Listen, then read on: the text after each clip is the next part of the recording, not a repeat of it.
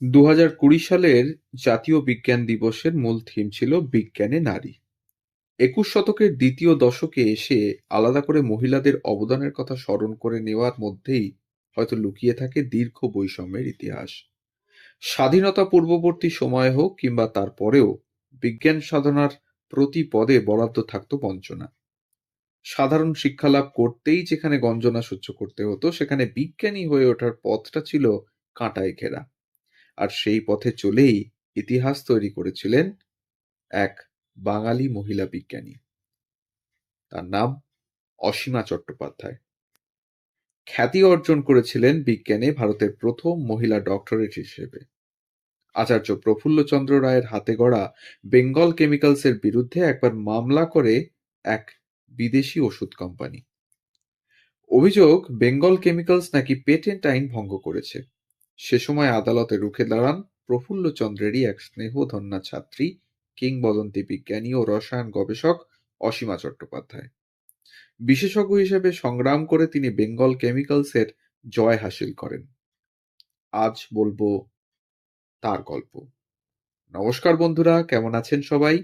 গল্প যেখানে সত্যি চ্যানেলের আরো একটি নতুন গল্পে আবারও আপনাদের সকলকে স্বাগত জানাই। অসীমা চট্টোপাধ্যায় ভারতে জৈব রসায়ন গবেষণার এক অগ্রদূত। আমাদের দেশে আয়ুর্বেদ চর্চার ধারা একসময় খুব সমৃদ্ধ ছিল। পরবর্তীকালে ব্রিটিশ যুগের শুরুতে তা যথেষ্ট অবজ্ঞার শিকার হয়। অসীমা চট্টোপাধ্যায় আধুনিক বৈজ্ঞানিক পদ্ধতিতে ভেষজ গাছগাছালি নিয়ে গবেষণা শুরু করেন। আয়ুর্বেদ শাস্ত্রে নতুন গতি আনেন। প্রফুল্লচন্দ্র রায়, সত্যেন্দ্রনাথ বসু, মেঘনাদ সাহার মতো প্রবাদ প্রতিম বিজ্ঞানীরা ভারতের বিজ্ঞান সাধনার ইতিহাসে যে স্বর্ণযুগের সূচনা করেছিলেন, অসীমা চট্টোপাধ্যায় সেই যুগেরই এক উজ্জ্বল জ্যোতিষ্ক। অসীমার জন্ম ১৯১৭ সালের ২৩শে সেপ্টেম্বর, আর ২০০৬ সালের ২২শে নভেম্বর ৯০ বছর বয়সে প্রয়াত হন তিনি। তখনকার দিনে আমাদের সমাজে মেয়েদের শিক্ষা লাভের পথে যথেষ্ট বাধা বিপত্তি খাড়া হতো। উচ্চবিত্ত পরিবারেও মেয়েদের লেখাপড়া শেখানোকে খুব একটা প্রয়োজনীয় বলে মনে করা হতো না। তবে অসীমা এই দিক থেকে খানিকটা সৌভাগ্যবতী ছিলেন, কারণ তার বাবা ডক্টর ইন্দ্রনারায়ণ মুখোপাধ্যায় শুধু মেয়ের পড়াশোনার ব্যবস্থা করেই থেমে থাকেননি। নিজের ছিল উদ্ভিদবিদ্যার প্রতি আগ্রহ, যা সংক্রামিত করেন মেয়ের মধ্যেও।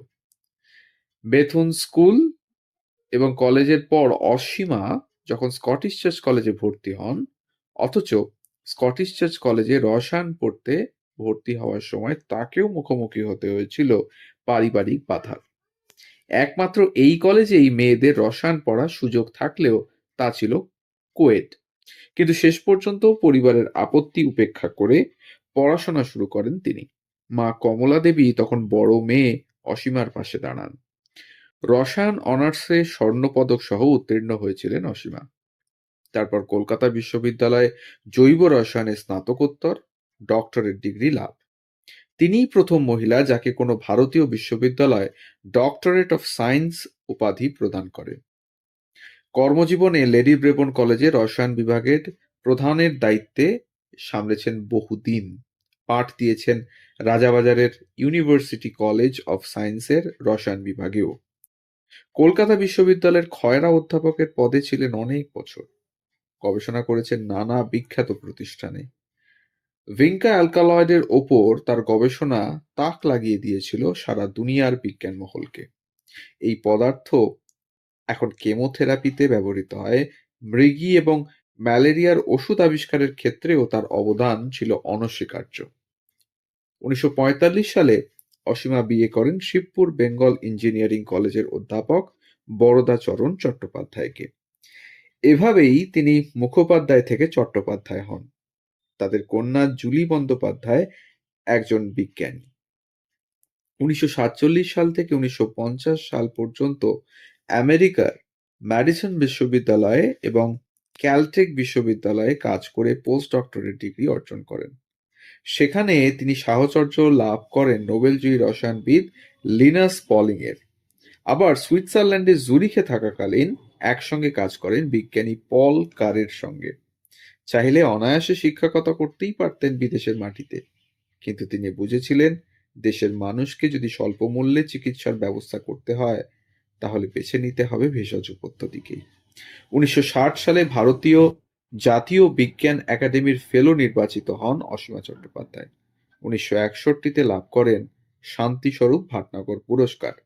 বৈজ্ঞানিক গবেষণার জন্য ভারতে এটিই সর্বোচ্চ সম্মান। বিজ্ঞানে গুরুত্বপূর্ণ অবদানের জন্য পদ্মভূষণ সম্মানেও ভূষিত করা হয় তাকে।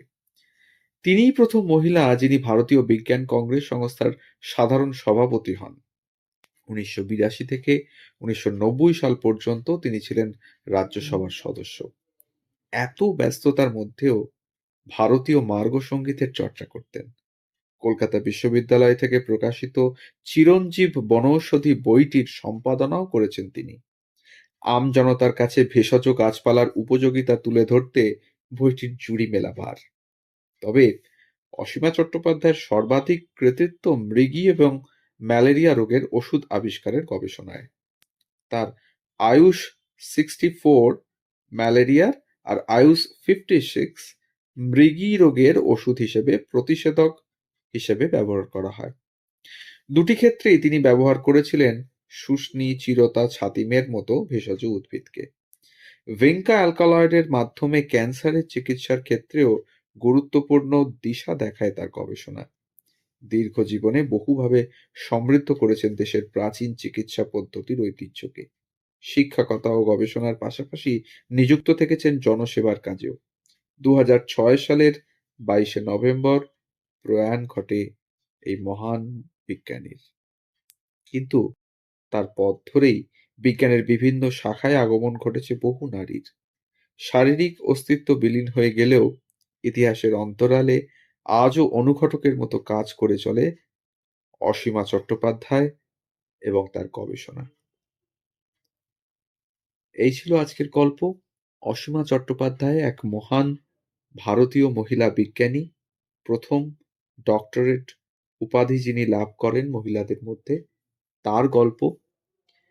আমাদের গল্প যদি ভালো লাগে তাহলে আমাদের চ্যানেলটিকে সাবস্ক্রাইব করে পাশে থাকবেন। বেল আইকনটিকে প্রেস করে নেবেন যাতে পরবর্তী গল্প খুব তাড়াতাড়ি আপনাদের কাছে পৌঁছে যায় তার জন্য। আর যদি ভালো লাগে একটা লাইক, একটা কমেন্ট আর একটু শেয়ার করবেন আমাদের গল্পগুলো আপনাদের কাছের মানুষদের সাথে, এই আশা রাখবো। সবাই ভালো থাকুন, সুস্থ থাকুন আর শুনতে থাকুন গল্প যেখানে সত্যি। ধন্যবাদ।